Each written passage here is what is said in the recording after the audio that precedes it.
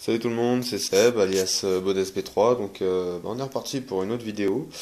Ce coup-là, je vais vous présenter le X Predator, donc version blanche, hein, évidemment, je change mon fantôme en blanc, donc forcément je reprends un boîtier blanc. Alors, voilà le Predator, donc j'ai déjà fait un petit retour sur le forum pour montrer un petit peu en termes d'esthétique ce que ça donnait, les plus, les moins, bon. Voilà. On va agrémenter tout ça d'une vidéo, hein. Une fois n'est pas coutume, on va recommencer. Donc là, ce Predator plutôt joli, moi je trouve. On va retrouver déjà en façade, c'est quand même assez costaud de LED. Donc là et là, en plus du petit signe Predator là qui s'allume. On va retrouver un et deux putters pour gérer les ventilos, donc sympa comme Rhéobus, hein, d'autant que les boutons sont plutôt pas mal. On va retrouver un, 2 et 3 ports USB 2, un port USB 3, un port eSATA, donc moi qui me sert encore une fois à rien, et ensuite deux prises jack, donc le casque et le micro. Voilà, ça c'est bon évidemment bouton power. Ensuite on va avoir la façade mesh, donc plutôt pas mal hein, pour ce qui est de la ventile. Là, le petit lecteur DVD, donc rien d'exceptionnel.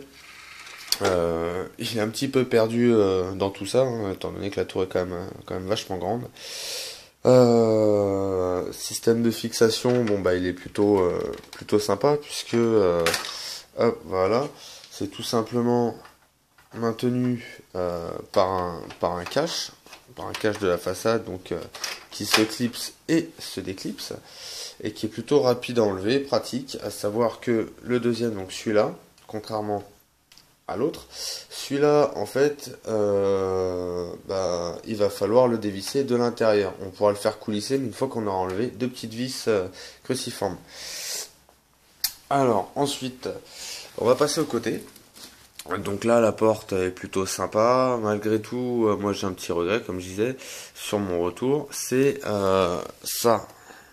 Ces quatre emplacements là pour des 120 ou pour mettre plus gros, qui gâchent un peu la vue à mon goût, hein. Bon, on voit bien évidemment les composants, mais c'est pas une vitre full plexi, quoi. C'est pas totalement plexi. Moi, ça me dérange un petit peu. Allez, hop, on va ouvrir la porte. Voilà.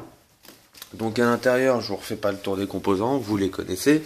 Regardez ma signature tout simplement, ou mon précédent retour, hein.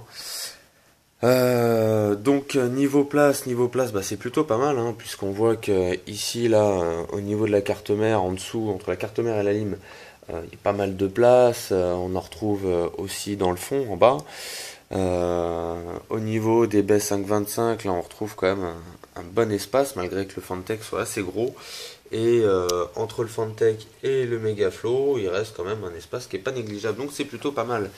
On va avoir ici, et ça c'est prévu, un emplacement pour mettre un 120 ou un 140 directement, donc ça c'est plutôt pas mal. Le petit joujou que j'ai rajouté, il est là. Je sais pas si on le voit bien, ça m'étonnerait. Bref, c'est un Bitfenix Spec Pro LED 230 mm en bleu. Donc il souffle plutôt pas mal, hein. 157 CFM au lieu de 49 prévu par le 230 d'origine. Ça fait comme une belle différence. En son aussi, vous allez voir que mine de rien, ça souffle quand même. Petite nouveauté, là j'attends pour remplacer mon câblage ATX 24 pins par un câblage blanc. Mais par contre, j'ai reçu les 6 pins PCI Express en blanc. Donc ça fait déjà une petite touche blanche encore. C'est sympa, hein. Certains diront que c'est gadget. Moi je trouve que c'est de l'esthétisme. Après, c'est à voir. Voilà, donc là j'ai un Megaflow en 200. Là il me reste quand même de la place d'un côté et de l'autre. Mais je peux pas fixer un deuxième 200. Et ça c'est plutôt chiant. Par contre à l'arrière, comme je disais, donc là j'ai pu mettre un 140. mon Fantech Crystal Series que j'avais en façade sur le fantôme. Donc ça c'est plutôt pas mal. Et soit on met un 140, soit un 120. Et étant donné que le Fantech lui balance 340, c'est plutôt pas mal d'avoir un 140 en façade qui puisse absorber tout l'air qui est envoyé, quoi. Donc voilà, contrairement au 120 de mon fantôme qui lui avait entre guillemets un petit peu de mal à, à tout prendre et à tout évacuer, bon bah là le 140, lui il n'y a pas de souci, il gère bien. Allez, deuxième petite vidéo.